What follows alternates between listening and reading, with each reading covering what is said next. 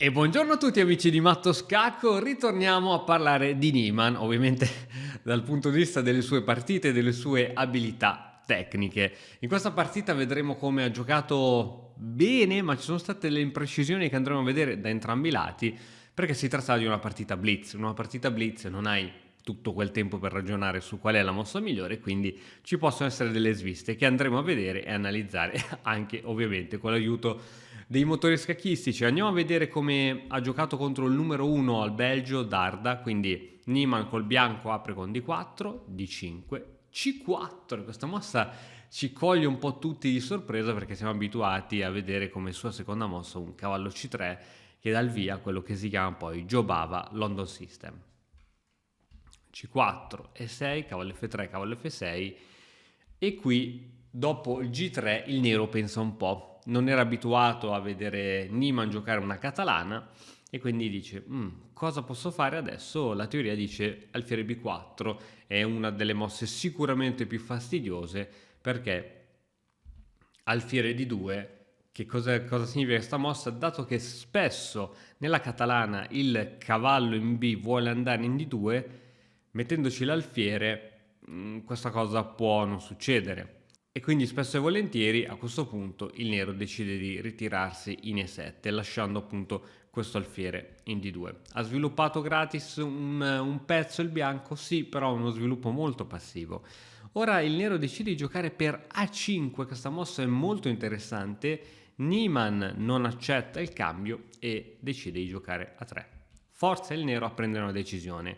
Il nero decide di non cambiare e di rimanere coerente con il proprio piano, ossia quello di evitare che il cavallo possa andare in D2. Donna C2 per Niemann che deve dare uno sguardo a questo pedone che può essere catturato in qualsiasi momento, arrocco corto, alfiere G2, D per C4, donna per G4. Adesso arriva una mossa che sicuramente vi parrà strana, ma è interessante. La mossa del nero è B6. Qual è l'idea che c'è dietro questa mossa? Qualcuno dirà, ma B6 non ha reso ancora più forte questo alfiere infiancato del bianco? Sì, l'idea è cercare di contrastare l'alfiere bianco cambiandolo. Ora, supponiamo che il bianco, e non va così in partita, ma supponiamo che il bianco giocasse cavallo 5, una tipica mossa per attivare l'alfiere, questa torre sarebbe sotto pericolo, ma dopo torre A7 l'idea è quella di giocare prossimamente alfiere B7, far guardare i due alfieri e scambiarli. A quel punto diciamo la debolezza sulle case chiare per il nero non sarebbe poi così tanto importante, visto che il bianco perderà il suo forte alfiere campochiaro. Ma in partita, dopo questa mossa, il bianco non gioca cavallo E5, ma gioca cavallo C3. Attenzione a questa donna che è lì in centro alla scacchiera e sembra non avere troppe ritirate interessanti.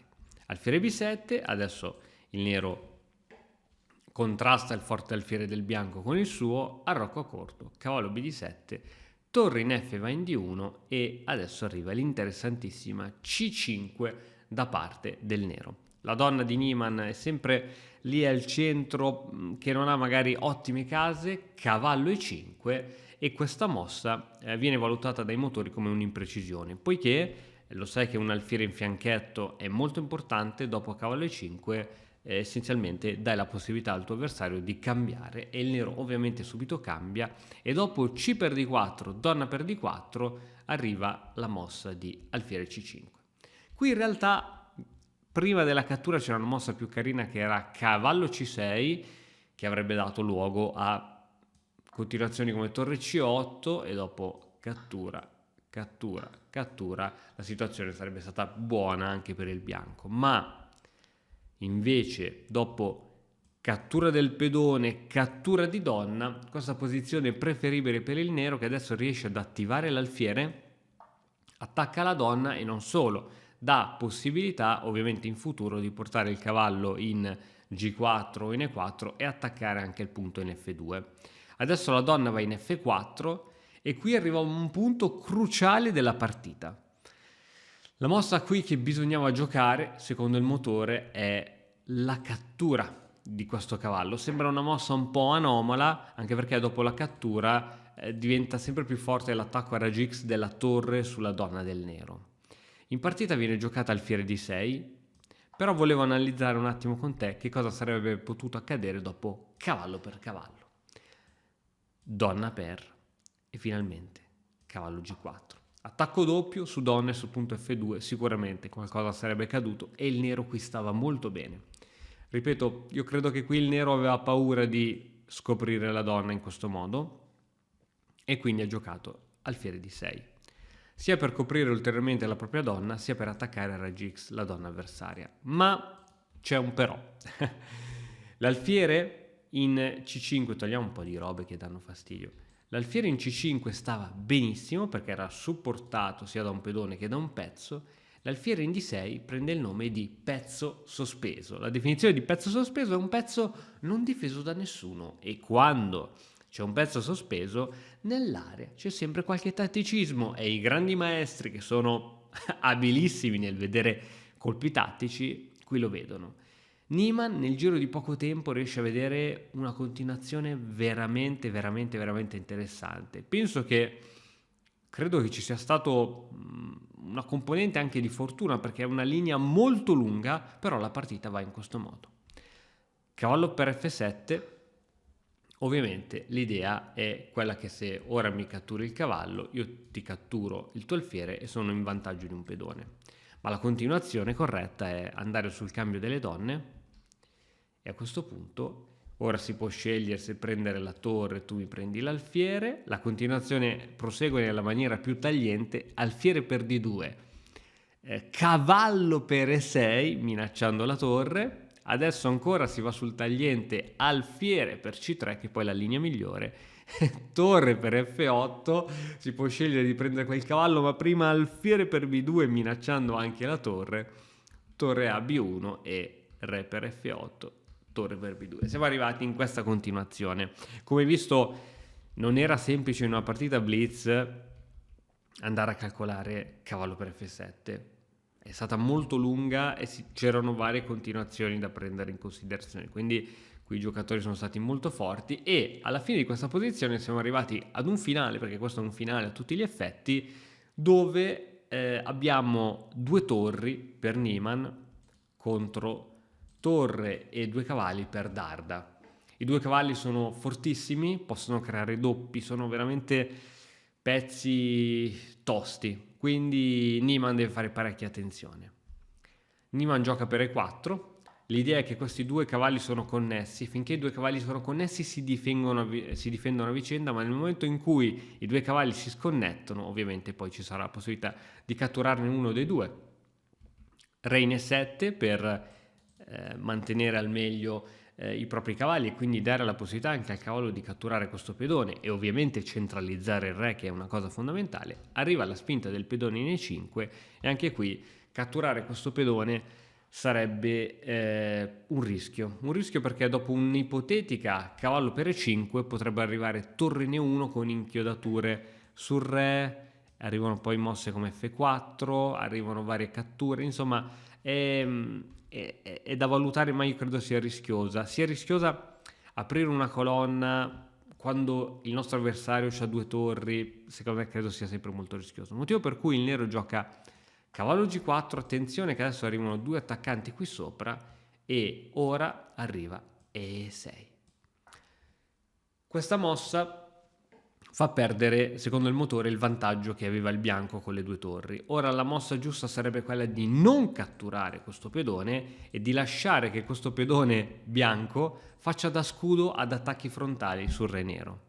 Qui, con pochissimo tempo a disposizione, il nero decide di catturare. Evviva il materialismo, alla fine un pedone, ma ora arrivano i guai. Torre 2, il re deve spostarsi, anzi qui decide, di pararsi con cavallo in diva in E5. Interessantissimo, si autoinchioda il cavallo e ora possono arrivare spinte come in F4, che arriva subito, ma un colpo di scena. Il cavallo non è perso, ma arriva torre C2 inchiodando a sua volta la torre in E2. Ma la torre in E2 non può catturare questa torre, sì, ma se la partita andasse così, e non è andata così, seguirebbe il patatrack. Dopo una mossa di questo tipo, la mossa qui migliore è quella di scappare in un angolino come per esempio H3, ci si prende una torre e la situazione è comunque interessante. Quindi su torre C2 Nima non se la sente di rischiare catturando qui, ma decide di giocare torre in E1. Questa mossa non è precisissima perché andiamo a posizionare la torre in un modo passivo e tra l'altro ricordiamoci che questa torre è al momento inchiodata. Quindi è un bel casino. Arriva a questo punto torre C3. Torre C3 no buona, mossa che fa perdere nuovamente il vantaggio al nero. Qui il motore suggerisce l'interessantissima cavallo in E3. Facendo sempre leva su questo fatto che questa torre è inchiodata e non può catturare il cavallo dà scacco. Ora, dove si potrebbe andare con re? Re F2 avvicinandoci al cavallo arriva, signore e signori, cavallo di 2, attacco doppio, il re scappare per scappare si prende un pezzo e dopo questa ora il bianco ha l'imbarazzo della scelta se prendere la torre, dopodiché il nero riprenderebbe col cavallo, o prendere il cavallo, dopodiché dare anche eventualmente la possibilità al nero di andare in vantaggio di un pedone.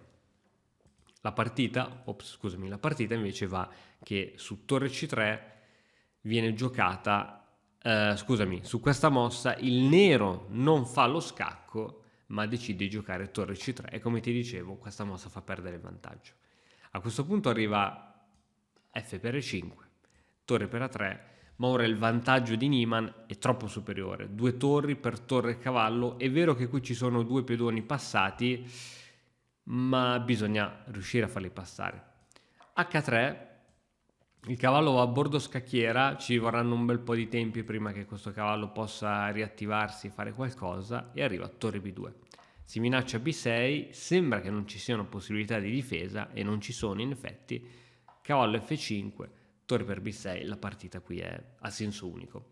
I due giocatori continuano a giocare perché magari può succedere qualsiasi cosa nelle blitz, soprattutto uno dei due potrebbe perdere per il tempo, ma qui c'è poco da fare. Arriva qualche scacco giusto per recuperare un po' di secondi perché c'era l'incremento, arriva ancora qualche scacco, cavallo D6, torre in A6 attaccando da dietro il pedone, arriva uno scacco, il re si centralizza sempre di più, scacco di cavallo, re D5 e qui il nero fa una mossa qualsiasi come cavallo in A3, ma proprio su questa mossa si rende conto che il suo orologio segna 0.00, quindi ufficialmente il nero ha perso per il tempo, anche se possiamo dire che la posizione non era sicuramente dalla sua parte. Bene, questa partita è stata interessante e ricca di colpi tattici, è stata comunque divertente, nonostante sia stata una blitz. Io penso che ci sia sempre da imparare da questi da grandi maestri, quindi va benissimo anche commentare queste blitz. Spero che il video ti sia piaciuto, come al solito se ti è piaciuto lascia un commento, spollicia, iscriviti al canale e noi ci vediamo prestissimo con un altro nuovo video. Ciao!